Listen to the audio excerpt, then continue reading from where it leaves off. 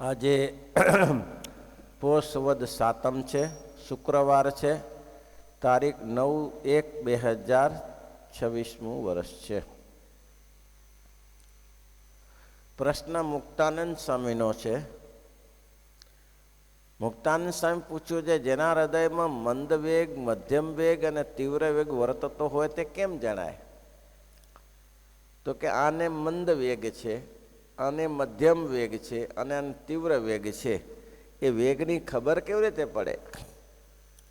બીજાને કે આપણે પોતાને કે આ તીવ્ર વેગ છે ને મંદ વેગ છે ને આ મધ્યમ વેગ છે એમ ખબર કેમ પડે? બહુ સરસ પ્રશ્નના ઉત્તર આપ્યા શ્રીજી મહારાજ. શ્રીજી મહારાજ બોલ્યા છે, જ્યારે મંદ વેગ વર્તતો હોય ત્યારે તો આ જગતમાં એક બાળકી હોય કે વૃદ્ધ હોય કે જુવાન હોય,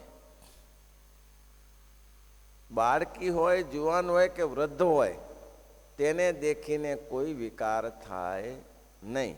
ત્યારે મંદ વેગ જાણવો, કારણ કે ત્યાં ખાલી ઇન્દ્રિયો જ ગયેલી છે.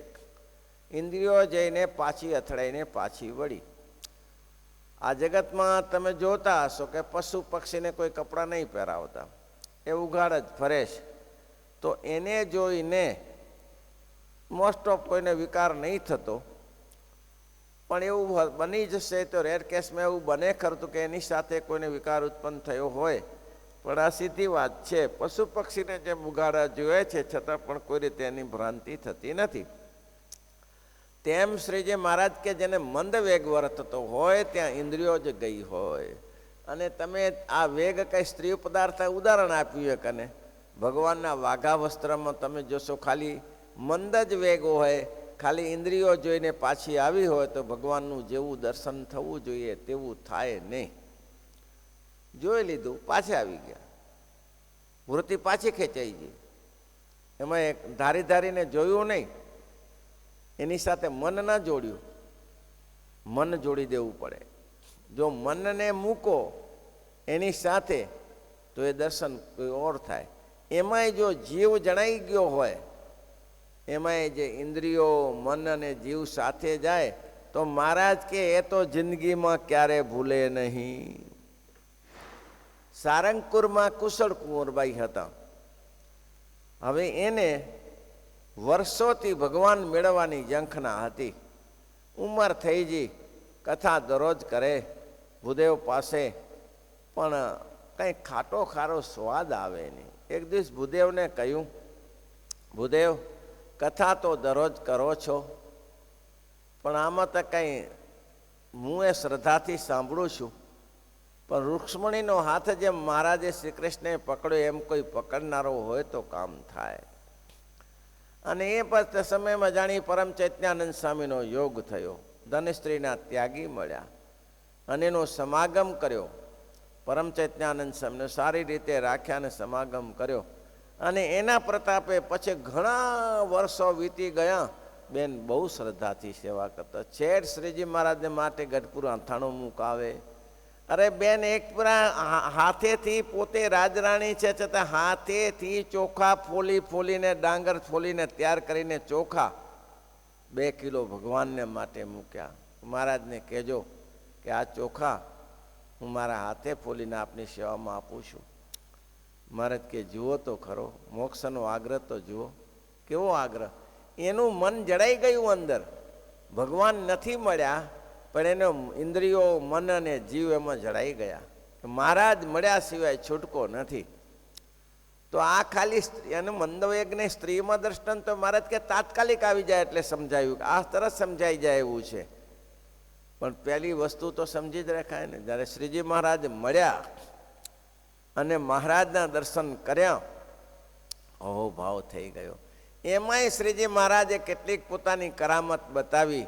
આ ધન સંપત્તિ નાશપણું બતાવ્યું, એનો ખજીનો હતો એ કેટલા પાપે કરીને ભેગો થયો છે એ બતાવ્યો, આ પાપનું દ્રવ્ય નરકમાં નાખનારું છે એ બતાવ્યું, અને સમાધિ કરીને બધું બતાવ્યું. પછી એને ચિત્ત ચોટે. કેવું ચોંટી ગયું મહારાજને વિશે, ચોંટ્યું ગયું કે શ્રીજી મહારાજને નખશીખ ભગવાનની મૂર્તિને જોઈ. મહારાજ લંગોટ પહેરીને બેઠા ને એને ખબર હતી આ નિષ્કામ શ્રી છે અને આખી મૂર્તિને ઉપરથી નીચે સુધી મહારાજની મૂર્તિને જોઈને ઉતારી લીધી. અને ઉતાર્યા પછી મહારાજે કહ્યું કે બેન, હવે તમે છે ને આમાં બહુ વૃત્તિ ન રાખતા, હું કહું એટલું કરજો. મહારાજે બધું શીખવાડ્યું કે આટલી કલાક કથા કરવી, આટલી કલાક સત્સંગ કરવો, એટલો કોઈ વ્યવહાર કરવો, એ બધું કર્યું. અને મહારાજને કહ્યું કે મહારાજ, હવે બીજી બલા કોણ રાખે? તમને મળ્યા પછી બીજી બલા કોણ રાખે?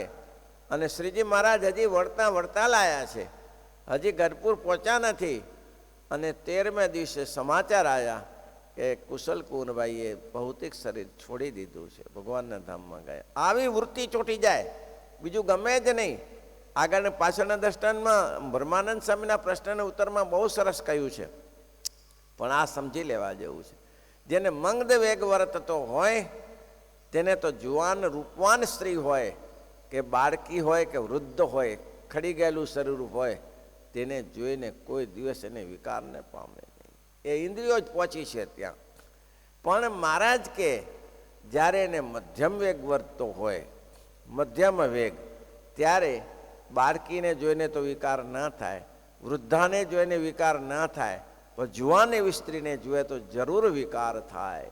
ત્યારે મંદ વેગ જાણવો, એને વિકાર થયા વગર રહે નહીં.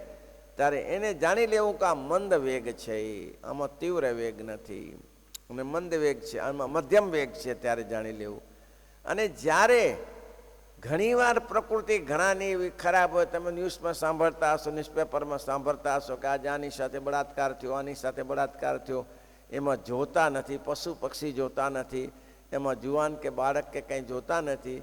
એવી વિકૃતિ જે માણસને થઈ જાય છે, ત્યાં તો મહારાજ કે ગમે તેવી સ્ત્રીને જુએ, ગમે તેને જુએ અને એને વિકાર થાય છે, વિકારની ઉત્પત્તિ થાય. આગળ એમ લખ્યું, વિકાર હેતુ જદીના વિક્રય અંતે. એના જેવા તો મહાપુરુષ કોઈ મંદવેગવાળા ઓછા હોય, સામે પ્રકૃતિ દેખાતી હોય અને છતાંય કોઈ વિકાર ન થાય, એવા તો બહુ ભાગ્યશાળી હોય. પણ મહારાજે જેને તીવ્ર વેગ વર્તતો હોય એ કંઈ જુએ નહીં, અંધાપો આવી જાય છે. તીવ્ર વેગ વર્તતો હોય, અંધાપો, મરણને જોતો. અહીં મહારાજે પાછળ દર્શન દૂધનું શરૂ આપ્યું, પણ એ ખબર પડતી નથી. આ જીવને એની ખબર પડતી નથી. વર્ષો પહેલાં મેં એક દ્રષ્ટાંત આપ્યું હતું.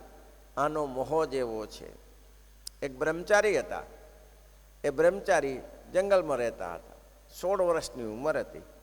એના ગુરુએ એને કીધેલું કે જો બ્રહ્મચારીજી, તમારે જ્યાં ભિક્ષા માગવી હોય તો માગજો, પણ સિટીમાં ના જવું. હું આપણે સિટીમાં ભ્રષ્ટ લોકો હોય છે, સિટીમાં ના જવું. તે સિવાય ગમે તે જગ્યાએ તમે જજો. હવે ઘણા દિવસ સુધી ગુરુએ આવું કહ્યું એટલે આના મનમાં ભરાઈ ગયું કે સિટીમાં શું હશે એવું. ગુરુજી વારઘડી ના પાડે છે તો સિટીમાં હશે શું, એમ કેમ ના પાડી કે સિટીમાં ના જવું. એક દિવસ સાહસ કરીને સિટીમાં ગયો. હવે હારાને ભાગ્ય ફૂટેલું. તે જેવો સિટીમાં પેશે એવો જ રાજાનો મહેલ આવ્યો. જેવો સિટીમાં રાજાઓ ગામથી બારે મહેલ બનાવતા શાંતિને માટે, જેવો ગામમાં પેશે, સિટીમાં પેશે, એવો જ રાજાનો મહેલ આવ્યો. હવે એનાથી કંઈ પૂરતું નહોતું. એકદમ રૂપકડો બ્રહ્મચારી. હવે રાજ્યમાં તો રાજઘરાણામાં તો કેટલી બધી સ્ત્રીઓ રહેતી હોય રાણીવાસમાં. રાણીવાસ તો મોટો હોય. હવે એમાં બધી રાણીઓ માનેતી ન હોય, કોઈ અનમાનેતી પણ હોય. કેટલીકને રાજા સન્માન કરતો હોય. જે સ્ત્રી હોય કે મને રાજા સિવાય કંઈ નહીં, રાજા એને સારી રીતે માનતો હોય. કેટલીક રાણીઓ એવી હોય કે જેની પાસે રાજા 12 મહિનામાં એકે ફેરે આવતો ન હોય. સ્ત્રીને ધન સંપત્તિનું સુખ નથી. સ્ત્રીને કોઈ ખાવા પીવાના જલસા કરે, 56 ભોજ મૂકી દે, અથવા તો સોના ચાંદીના દાગીનાથી એને ભરી દે, એ સુખ નથી. એને એ પતિ મળે એનું સુખ છે. કોઈ પણ સ્ત્રીને પોતાનો પતિ બેસે, એની સાથે વાતચીત કરે, પ્રેમથી બેસે, એનું સુખ છે. બાકી સોના ચાંદીના દાગીનાથી સ્ત્રીને સુખ નહીં. હશે તે બહુ, અને કોઈને 56 ભોગથી પણ એને સ્ત્રી સુખ થતું નથી. હવે આ સ્ત્રી અણમાનેતી હતી. રાજા કોઈ દિવસ આવતો નહોતો. સ્ત્રી કંટાળેલી અને ખોટી વિષય સુખ માટે આ બ્રહ્મચારીને દાસીને કહ્યું, આ બ્રહ્મચારીને બોલાયા. ભિક્ષામ દેહી કરીને ઊભો રહ્યો. બ્રહ્મચારીને ઉપર ગયો મહેલમાં અને ભિક્ષામ દેહી કરીને ઊભો રહ્યો. ત્યારે રાણી સાહેબે કીધું કે અંદર આવી જાઓ. તો અંદરથી દીક્ષા, આને તો ક્યાં ખબર હતી કે ભાઈ આ ભિક્ષા જ લેવી છે ને, તો અંદરથી આપે બહારથી આપે. પણ અંદર જઈને રાણીએ જ્યારે હાવભાવ કર્યો ત્યારે બ્રહ્મચારીને કાંઈક કુતૂહલ થયું કે આ હારું કંઈક વિચિત્ર છે. પણ થયું શું? થયું શું ભાઈ? અત્યાર સુધી અણમાનેતીને તે રાજા આવતો નહોતો, પણ આજે જ આવ્યો. અત્યાર સુધી નહીં ને આજે રાજા આવીને ઊભો રહ્યો, અંદર આવ્યો. દરવાજો ખટકાયો, જાય ક્યાં? હવે આ તો રાજા તો કાપી નાખે સ્ત્રીને. રાજાને ખબર પડે કે આ દુરાચારી છે તો મારી નાખે, તો જીવતી રહેવા દેતો હશે રાજા. હવે એમાં બ્રહ્મચારીની સાથે આ સ્ત્રી. દરવાજો ખટખટાયો, ખબર પડી, આવ્યા. હવે શું કરું? પેલાને કે હવે શું કરીશ? હવે હું શું કરું? તો કે જાદરુમાં સંતાઈ જા. તો જાદરુમાં સંતાઈ ગયો. રાજાની સાથે રાણી સાહેબને બેઠા ને વાતચીત થઈને રાજા કે મારે હવે લેટિંગ જવું છે, જાદરું જવું છે. હવે ચા જાય? હવે ચા જાય? બોલો, ભારે થઈને અને બેને કાપી નાખે એવું તો જીવ તો રહેવા દે. હવે એમાં દટ્ટ પેલા જૂના સમયના મોટા હતા. અત્યારે તમારે એવું જોવા નહીં મળે કે પેલા જૂના સમયમાં હતા. બ્રહ્મચારી એક જ વિચાર કર્યો, બીજે માળે હતો. ક્યાં હતો? મોટું દટનું ભૂંગળું હોય. વિચાર કર્યો કે જીવવા માટે આ એક જ ઉપાય છે, બાકી રાજા મારી જ નાખે રાજા. જીવવા માટે એક જ ઉપાય છે, આમાં પડીને નીચેથી નીકળી જાઉં ભૂંગળામાં. ઊંધે માથે પડ્યો, ઊંધે માથે અંદર પડ્યો નીકળી જવા માટે, હોળે માથે નહીં. હવે ઊંધે માથે પડ્યો તો પડ્યો. હવે એ તો બધી પ્રક્રિયા ઉપર થતી જશે ને પછી પ્રક્રિયા તો. હવે અંદર પડ્યો તો પડ્યો, પણ હારી એને કમનસીબી એવી ને છેક નીચે જઈને અટકી ગયો. બોલો, ક્યાંક ભરાઈ ગયો ભેખડમાં. હવે એ તો ક્યાં પાઇપે તે દિવસે આવા હતા, ભેખડમાં ભરાઈ ગયો. હવે ના નીચે જાય, ઉપર તો હતું નહીં, નીચે જાય નહીં, ઉપર ના આવે. પેલી સાફ કરનારી દરરોજ આવે પણ માલ દેખાય નહીં. સાફ કરનારી દરરોજ આવે તો ખરી, પણ બધું કાંઈ કચરો દેખાય નહીં. પણ એક દિવસે જોયું કે આમાંથી કચરો કેમ નીકળતો નથી. પણ એક દિવસ આમ હાથ નાખ્યો તો વાળ લટકતા હતા. બ્રહ્મચારીના વાળ 2-3 ફૂટના હોય, તે વાળ લટકતા હતા. એટલે બ્રહ્મચારી પેલી સાફ સફાઈ કરનારી વાળ ખેંચ્યા કે કચરો ભરાઈ ગયો છે એમ. વાળ ખેંચ્યા તો આ બ્રહ્મચારી પડ્યો અંદર. બોલો, હવે ગટરમાં પડ્યો બ્રહ્મચારી અંદર કચરાની સાથે. પેલી બેન ઊભી રહેતી હશે, આ જાદરુમાં પડ્યો એ ઊભી રહેતી હશે. ભૂત ભૂત કરીને ભાગી પેલી તો કેમ ભૂત ભૂત આવ્યો, ભૂત આવ્યો કરીને ભાગી. પણ ભાઈ મૂર્છા ચડી હતી 3 દિવસની. અડધી કલાકે ગટરમાં મૂર્છા ઉતરી. એને ગટરમાં મૂર્છા ઉતરી અને પછી ત્યાંથી ભાગ્યો છે, ભૂખ્યો ને તરસ્યો. અરે ભાઈ, કોઈ તળાવ આવ્યું, તળાવ 50 વાર માટી ઘસીને ગટર સાફ કરી. બોલો, ક્યાં પ્રશ્ન ત્યાં નથી. એ છોલાયો હશે, હેરાન થયો હશે, બધું થયું હશે. 3 દિવસ પછી તો આશ્રમમાં ગયો, નક્કી કર્યું જિંદગીમાં ના જાઉં, જિંદગીમાં ના જાઉં આ જગ્યાએ. બોલો, તમારું શું કહેવાનું? આવે કે ના આવે એ માણસ? વાત સાંભળી હોય તો ખબર હોય, ને તો નક્કી જ કે ના જ આવે. પણ વિષય વાસના એવી છે, ના આવે એ શક્ય જ નથી. વિષય વાસનામાં ગોદા ખાઈને મરી જાઓ, પણ એમાં ઘણા એના એવા મેં જોયા છે કે એને પ્રાણ પખેરા છોડી દીધા છે, પણ છૂટે નહીં. એક વાર કામનો ચસ્કો લાગી ગયો, ના છૂટે. સૌથી ખતરનાક જ્યાંથી સ્ટોરી શરૂ થાય, કામ, ક્રોધ, લોભ, મોહ, મત્સર કામથી જ શરૂ થાય. સ્ટોરી શરૂ ત્યાંથી થાય. કોઈ પણ વિકાર માત્રની સ્ટોરીનું કામ મહારાજ કે 3 ધાડ પાડવો છે, કામ, ક્રોધ ને લોભ. એમાં શુભ શરૂઆત કામથી જ થાય અને છોડી શકતો નથી. એ જાય પાછો. ઘણા વર્ષ પહેલાં બનેલો કિસ્સો છે. એક આ બાજુ પંચમહાલ બાજુનું ગામ હતું. હવે એક માણસને એક સ્ત્રી સાથે સ્નેહ થયો અને એ ગામ થોડું 15-20 માઇલ દૂર હતું. હવે ત્યાં એની સાથે વાતચીત કરવા માટે ગયો હશે અને એના દીકરી છોકરીના મા બાપને ખબર પડી ગઈ. તે એવો માર્યો, લોહી લોહાણ કરીને માર્યો. અરે મારીને એમ કહેવાય છે થોરિયાની વાડ, કાંટાળી થોરિયાની વાળો ને એમાં ફેંકી દીધો. મારીને થોરિયાની વાડમાં ફેંકી દીધો. બોલો કેવા કાંટા લાગ્યા કેવા કાંટા. થોરિયાની વાડમાં આ વિષયો છે. વિચારી જોવાનું, દરેકને પોતાના મનમાં વિચારવાનું. મહારાજે પ્રશ્ન મૂક્યો છે કે એ એક માણસ અંધાપો આવ્યા પછી છોડી શકતો નથી.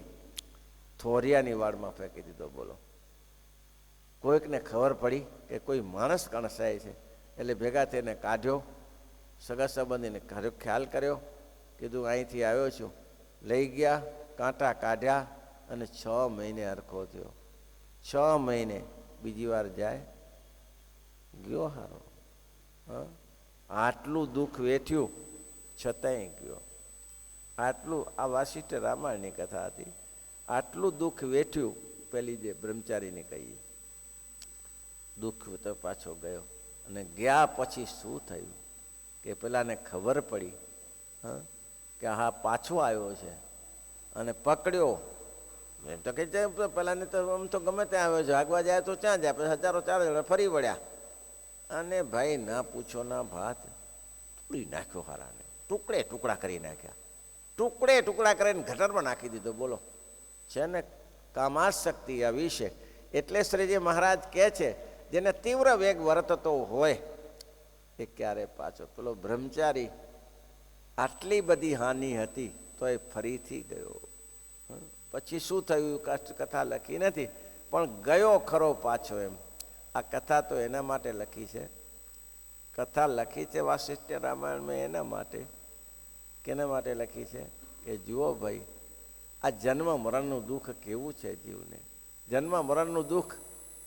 અને કાલ પરમ દિવસે તો આપણે ચર્ચા કરી હતી ને કે મોટામાં મોટું દુઃખ કયું, તો કે બાળક જન્મે ત્યારે માને ને બાળકને બેને જેમ શેરડીનો ચીચુડો હોય, કોલો હોય, એમાંથી શેરડીના સાંઠા કાઢે અને જે પીલાય એવું બાળક પીલાય છે. પણ બાળકને તો ખબર પડતી નથી. બાળક પીલાય છે તો અજ્ઞાની છે, એને તો ખબર પડતી નથી. માને ખબર પડે છે, એની વેદના માં જાણે છે ને. બાળક જન્મની વેદના માં જાણે છે. તેમ છતાં બીજી વાર એવું નક્કી કરે છે હવે આમાં પડવું નથી, એવું નક્કી થાય છે. નથી થતું. પહેલી વાર જાય એનો વિષય ભોગવે અને બીજી વાર પછી સંતાન. એમાં ઘણી વાર અત્યારે તો સાધનો સારા થઈ ગયા છે. પહેલે ઘણી સ્ત્રીઓ મરી જતી હતી. પહેલે જ્યારે સાધનો નહોતા એ સુવાવડ કરનારી બેન આવે પ્રસૂતિ કરી, એનાથી જ આ સુવાવડ થતી. અને બે માણસ જન્મે, સીધો જન્મે એવું નથી, આડોય જન્મે, આડું માથું નાખે તો પછી નીકળવું બહાર આવું કઠિન પડી જાય. આવું મા કષ્ટ સાધ્ય દુઃખ છે. છતાંય એમ કહે છે કે જીવ પાછો બ્રહ્માંડમાં આવે છે કે નહીં. એ દુઃખ પાછો ભજન કરી લેતો નથી અને ભજન કરીને પાછો આવે છે. એટલે મારે જ કે તીવ્ર વેગવાળો છે, તેને તીવ્ર વેગ છે. કેમાં તો કે ઇન્દ્રિયો ગઈ, મન ગયું અને જીવ ચોંટી ગયો. કે સ્ત્રી કે પદાર્થમાં. એટલું જ નહીં, તમે આની વિશે ચર્ચા ન કરો. એ પદાર્થ એમાં કંઈ સ્ત્રીનો તો દ્રષ્ટાંત આપ્યું છે. કોઈ પણ પદાર્થમાં એક પરાશર તમને આસક્તિ થઈ જાય કે આ મારે જોઈએ અને એ ના આપો તો ગાંડો થઈ જાય. એ ના આપો તો ગાંડો થઈ જાય. અથવા એમાં એને નુકસાન પડ્યું તો મૂર્ખ થઈ જાય, ગાંડો થઈ જાય. કેમ તો કે વિષય એને મળી શક્યો નથી. સ્ત્રી ના મળી શકે તો બેભાન થઈ જાય, ગાંડો થઈ જાય, મરી જાય. તે મહારાજે આ દ્રષ્ટાંત બતાવ્યું કે મધ્યમ તીવ્ર વેગ તો એવો છે ગમે ત્યાં એને વિકાર થાય. પુરુષ સ્ત્રીમાં ગમે ત્યાં વિકાર થાય એને મહારાજ કે તીવ્ર વૈરાગ કહેવાય. બ્રહ્માનંદ સ્વામીએ પ્રશ્ન બહુ સરસ પૂછ્યો કે મહારાજ વાત એમ છે, 3 પ્રકારની સ્ત્રીઓને દેખીને વ્યક્તિ જણાય, કુરૂપ કે કુરૂપ જણાય. એ એના વખતની વાત છે. બ્રહ્માનંદ સ્વામીને મહારાજના સમાગમ કરનારાની વાત છે. મહારાજ બેઠા હોય પછી શું, શ્રીજી મહારાજ બેઠા હોય એટલે ગુણાતીતાન સ્વામી જેવા સંત આમ ફૂંક મારે તો વિષયોને કાઢી નાખે. હવે તે સમયની વાત છે, બાકી આજે તો બહુ કઠિન છે. એવા મહાપુરુષ મળવાય કઠિન છે. કેટલી સરસ વાત કરી.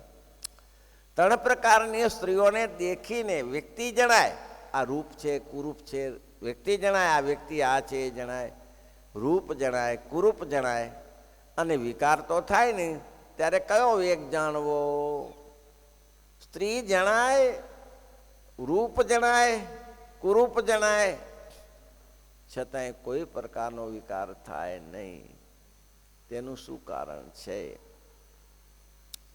અને આપણે જાણી લીધું છે ને, આપણે જાણ્યું છે ને, એને શું થાય? જ્યારે જુનાગઢમાં વારી ઘોડો હતો, એ શ્રીજી મહારાજને મારી નાખવા માટે જ રંગીલદાસ મૂકેલો, છગનદાસ ને રંગીલદાસ હતા એને મૂકેલો વારી ઘોડો. એને શ્રીજી મહારાજને જુનાગઢના બાદશાહ બહુ સન્માન કરતા હતા, નવાબ સરકાર બહુ સન્માન કરે. આને એક વસ્તુ હતી, 2-3 મંત્રીઓ ભેગા થઈને એને ઉડાડી જ દેવા. આજે વારી ઘોડો મૂકો અને સ્વામિનારાયણ ભગવાનને સારામાં ખોરો ઘોડો બતાવીને એનો પર સવારી કરાવો, એને ક્યાં ઘર હતી કે ક્ષણમાં ઉડાડી દેવો છે. શ્રીજી મહારાજને વિષયો વાસનાને ટાળવું. આ મેં ઘણી વાર વાત કરી છે. તેરી સાંભળી સુરત છટાદાર મનહર પ્રાણ હરે, તેરી સાંભળી સુરત છટા રે, તેરી સાંભળી સુરત છટાદાર મનહર પ્રાણ હરે, તેરી સા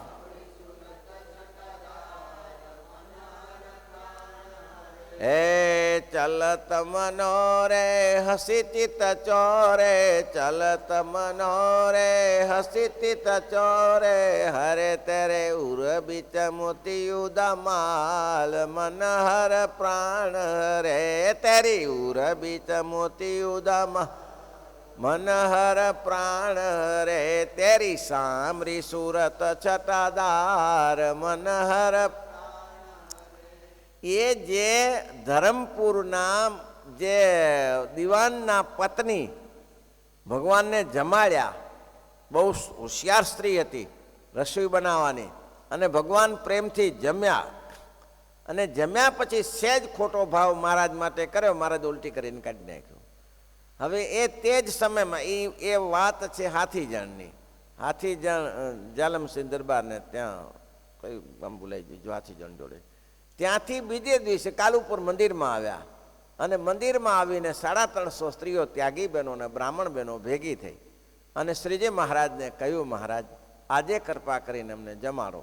તમે મહાપુરુષોને સંતોને જમાડો છો, ભક્તોને અમને લાભ. શ્રીજી મહારાજે આ બધાને જમાડ્યા. આ સ્ત્રીનું કામ કેમ પ્રેમથી મહારાજને જમાડ્યા હતા. મહારાજ કે કરેલું નિષ્ફળ ન જાય, એટલે સ્ત્રીનો વિકાર દૂર કરવાને માટે મહારાજે આ સંકલ્પ કર્યો કે ચાલો તારે જમાડીએ. અને 350 સાંખ્યોગીને બ્રાહ્મણો બેને ભાઈ જમવા બેઠી. મહારાજે પીરસ્યું, અને મહારાજે જમાડ્યા પછી મહારાજે કીધું કે જેને જેને મારા હાથનો પ્રસાદ લીધો છે, જેને જેને મારા હાથનો પ્રસાદ લીધો, જાઓ તમને હું આશીર્વાદ આપું છું. આજથી થંભલાને કોઈ પુરુષનો વિકાસ થાય, થંભલાને જોઈને કોઈ સ્ત્રીને પુરુષનો વિકાર થાય, તો તમે કોઈ પણ પુરુષને જોઈને, જુવાન બાળકે વૃદ્ધને જોઈને તમને વિકાર નહીં થાય. જાઓ, એ તો ક્ષણમાં ઉડાડી દે. પુરુષોત્તમ નારાયણ હોય તો એને શું. હવે એમાં ત્યાં રંગીલદાસે ઘોડો મૂક્યો, વારી ઘોડો, અને મહારાજને પાડી દેવા. એને ભલભલાને પાડી દીધા. તું એ જ પડ્યો ભવિષ્યમાં. નવાબ સરકારે કીધેલું, અચ્છામાં અચ્છી સ્વારી, અચ્છામાં અચ્છા સૈનિકોને બોલાવો, અને શ્રીજી મહારાજ કે અચ્છા સ્નાન કરો. હવે એમાં આમાં ભૂત જાગ્યું પાછું. હવે ઘોડો લાવ્યા. હવે એમાં 5-10 જણા ઘોડાને પકડીને ભાલા લઈને આવ્યા. હો, મૂર્ખા એને ખબર ન પડે આને શું છે. મહારાજ કે લ્યો બ્રહ્માનંદ સ્વામી, તમારા માટે ઘોડો આવી ગયો. હે, શું ઘોડો આવી ગયો? મહારાજ કે બિરાજો બિરાજો, નવાબ સરકારની ઈચ્છા છે. મારા હુંકરા હાડકા ભાંગો છો લેવા છે. હાડકા ભાંગું છું કે પુરસ્કાર આપું છું? હે, હાડકા ભંગાવવા માટે બેસાડું છું? બ્રહ્માનંદ સ્વામી મહારાજનો અભિપ્રાય જાણી ગયા. મહારાજને કાંઈ કશે. મહારાજ કે કઈ એમ કરો ને. બ્રહ્માનંદ સ્વામી વારી ઘોડા પાસે ગયા અને 3 વાર થાપી મારી કામ ક્રોધનો લોભ વિકાર કાઢી નાખ્યા ઘોડાના. પેલાને કીધું હટાવો ભાલા અહીંથી. કોઈ ભાલાની જરૂર નથી. મારા બાપની આજ્ઞા એ આજ્ઞા, મારા પ્રભુની ઈચ્છા એ ઈચ્છા. हटाई दो भाला। अरे बाप जी नहीं हो सकता ये, हो क्यों नहीं सकता है? अरे ना बने એવું, આ ઘોડો ઉડાડી દે બલબલાને, કહીને ઉડાડે મૂકો. અને 3 વાર થાપી મારીને બેસી ગયા ઉપર, અને ઘોડો હું કે ચૂં કરે. આ વારી ઘોડો સારા ઘોડાની ઓલાદ માટે જ રાખેલો. હું કે ચૂં કરે. સવારી પૂરી થઈ ગઈ, બધું પૂરું થઈ ગયું. પછી અઠવાડિયું 10 દિવસ પછી કે 15 દિવસ પછી નવાબ સરકારને જે એનો રખેપુ હતો એને કહ્યું કે મહારાજ, વારી ઘોડો ઘોડી ફેરવતો નથી. ઘોડી નથી ફેરવતો? તો કે એના માટે તો રાખ્યો. તો કે નહીં, બિલકુલ નહીં. अच्छा खाते हैं कि नहीं? अच्छी तरह खाता है. खाता तो अच्छी तरह खाता है, साला घोड़ी को फलद्रुप नहीं करते? नहीं, बिल्कुल नहीं. ऐसे कैसे हुआ? तो कि जब कब से हुआ? तो कि जब से स्वामीनारायण की सवारी में भेजा था ने, तब से उसमें ब्रह्मानंद समय विराजमान हुए, उस समय से ये सब कुछ बंद हो गया है. ये किसी ने भेजा था? भेजा किसी ने था? तो क्या रंगीलदास. मूर्ख, इसका पैर छुआ जाता है, इसकी परीक्षा नहीं ली जाती. ब्रह्म मुनि का पैर छुआ जाता है, उसकी परीक्षा नहीं लिया जाती. अब जिंदगी भर एक घोड़ी पर सवार नहीं होगा, घोड़ी को नहीं फलद्रुप करेगा, स्थान नहीं देगा कभी भी. बोलो, હવે વિકાર માત્રને નાશ કરી નાખે એનો આ પ્રશ્ન છે. એ પ્રશ્ન આવો પૂછી શકે કે મહારાજ 3 પ્રકારની સ્ત્રીને જોઈએ, રૂપ જોઈએ, કુરૂપ જોઈએ, પણ એમાં વિકાર થતો નથી. મહારાજ કે હવે આ એના માટે જરૂર નથી. મહારાજે દૂધનું દૃષ્ટાંત આપ્યું એ જ, પણ મહારાજે દૂધનું દૃષ્ટાંત મહામુક્તો. અરે ખબરદાર એવા સંતો ગુણાતીતાન સમય એમ કે જા તે મારી સેવા ગોપાળાન સમય પગચંપી કરતા કે મારી કરતા તારી દુનિયાભરની કરતા, વિકાર માત્ર નાશ થઈ જાય. આવા સમર્થ સંત હતા. પણ આ પ્રશ્ન બધા આપણા માટે છે. વિચારો. શ્રીપતિમ શ્રીધરમ સર્વ જમ વાસુદેવ હરે માધવમ કેશવમ